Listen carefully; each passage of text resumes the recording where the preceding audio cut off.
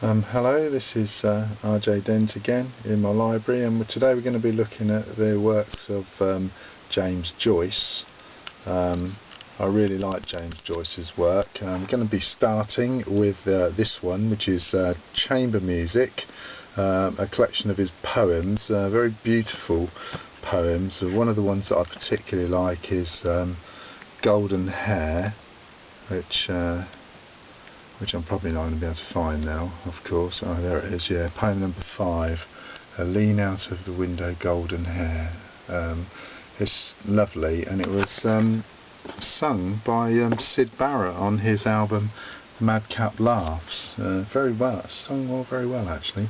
Anyway, moving on, we've then got Dubliners, James Joyce's collection of short stories, which includes The Dead, made into a film by John Huston.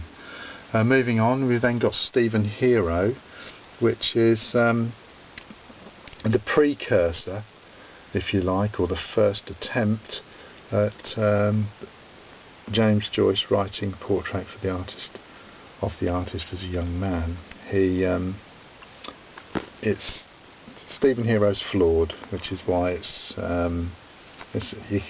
not smooth, not as smooth and not as finished as, not as good as this one, Portrait of the Artist as a Young Man. This version, as you can see, is introduced by Anthony Burgess. We'll come back to Burgess in a minute. 2 copies there for some reason, don't know. Which brings us on to Ulysses. Now I've got the 1922 text of Ulysses, which was the first one obviously that Joyce wrote. Didn't come out, it wasn't issued until a lot later. I've got the 1937, the standard version of Ulysses that everyone knows, is aware of. That's pretty good. I've read all 3 of these. This third one, this is Ulysses, the corrected text. Now, yeah, it's very interesting. I think it was more of an exercise in Joyce's estate wanting a work that was in copyright, because Ulysses was in the public domain, or still is in the public domain. They wanted a version that would be copyright to the estate of James Joyce. So this one, the corrected text, is the one that is now owned by the estate, and it's very good. All 3 of them. Out of all 3 of them, that actually is the best one to read, although whether it's actually as Joyce intended is debatable. We then come on to the children's story, The Cat and the Devil, that Joyce wrote for his grandson. Just a very amusing, interesting story.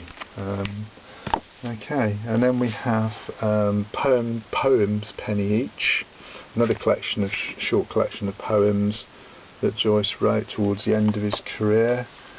We then have the famous, or the infamous, depending on your point of view, Finnegan's Wake. Difficult text, but an interesting one nonetheless.